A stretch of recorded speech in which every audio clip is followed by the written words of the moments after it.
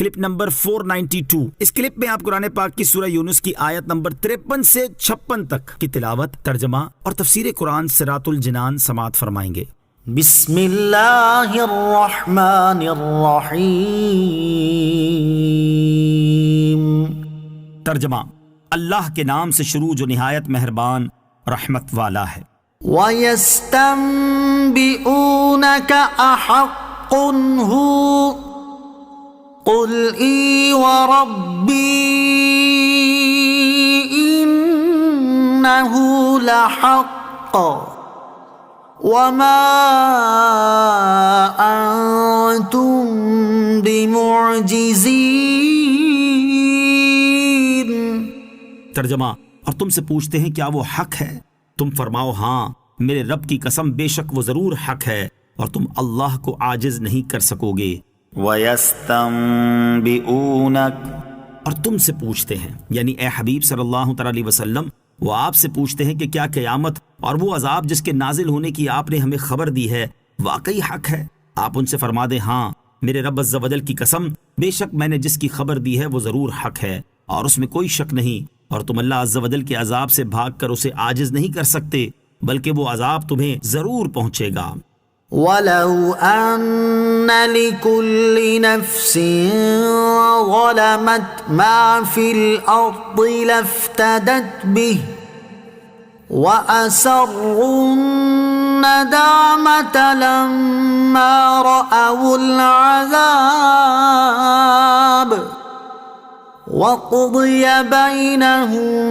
بِالْقِسْطِ وَهُمْ لَا يُظْلَمُونَ۔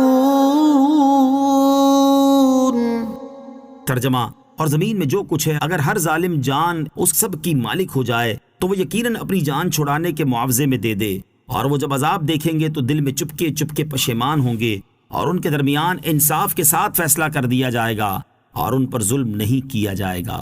وَلَوْ أَنَّ لِكُلِّ نَفْسٍ ظَلَمَتْ مَا فِي الْأَرْضِ، اور زمین میں جو کچھ ہے اگر ہر ظالم جان اس کی مالک ہو جائے۔ آیت کا خلاصہ یہ ہے کہ دنیا میں زمین کے اندر جو خزانہ اور مال و دولت ہے، یہ سب اگر ہر کافر و مشرک کی ملک میں ہوتا تو وہ یقیناً اپنی جان چھڑانے کے معاوضے میں دے دیتا، اور قیامت کے دن اسے اپنی رہائی کے لیے فدیہ کر ڈالتا، لیکن یہ فدیہ قبول نہیں، اور تمام دنیا کی دولت خرچ کر کے بھی اب رہائی ممکن نہیں۔ جب قیامت میں یہ منظر پیش آئے گا اور کفار کی امیدیں ٹوٹ جائیں گی اور کافروں کے سردار عذاب دیکھیں گے تو وہ دل ہی دل میں شرمندہ اور پشیمان ہوں گے، لیکن اپنی شرمندگی عام کافروں سے چھپانے کی کوشش کریں گے، اور اس دن ان کے درمیان انصاف کے ساتھ فیصلہ کر دیا جائے گا، اور ان پر کچھ بھی ظلم نہ ہوگا، چونکہ اللہ عز و جل نے کفر و شرک کی سزا کا دائمی ہونا بیان فرما دیا اور قانون بنا دیا، تو اب جسے یہ سزا ملے گی اسے یقیناً قانون کے مطابق ملے گی، اور قانون کے مطابق سزا انصاف ہی ہوتی ہے۔ أَلَا إِنَّ لِلَّهِ مَا فِي السَّمَاوَاتِ وَالْأَرْضِ أَلَا إِنَّ وَعْدَ اللَّهِ حَقٌّ وَلَكِنَّ أَكْثَرَهُمْ لَا يَعْلَمُونَ۔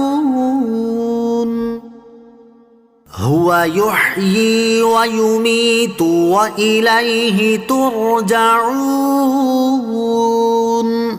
ترجمہ، سن لو بے شک اللہ ہی کا ہے جو کچھ آسمانوں میں ہے اور زمین میں ہے، سن لو بے شک اللہ کا وعدہ سچا ہے، مگر ان میں اکثر نہیں جانتے۔ وہ زندہ کرتا ہے اور موت دیتا ہے، اور اسی کی طرف تم لوٹائے جاؤ گے۔ أَلَا إِنَّ لِلَّهِ، سن لو بے شک اللہ ہی کا ہے۔ اس سے پہلی آیت میں بیان ہوا کہ ہر کافر تمنا کرے گا کہ اگر روئے زمین کی تمام چیزیں میری ملک میں ہوتی تو وہ سب فدیے میں دے دیتا، اور اس آیت میں بتایا گیا ہے کہ اس کی ملکیت میں کوئی چیز نہیں ہے۔ اس آیت کا خلاصہ یہ ہے کہ زمین و آسمان میں موجود ہر چیز کا مالک اللہ عز و جل ہے، اس میں اللہ عز و جل کا اور کوئی شریک نہیں، تو قیامت کے دن کسی کافر کے پاس اللہ تعالیٰ کے عذاب سے نجات پانے کے لیے فدیے کے طور پر دینے کے لیے کوئی چیز نہ ہوگی، کیونکہ سب چیزوں کا مالک اللہ عز و جل ہے، بلکہ کافر خود بھی اللہ عز و جل کی ملک میں ہے، تو اس کا فدیہ دینا کیسے ممکن ہے؟ ألا إن وعد الله حق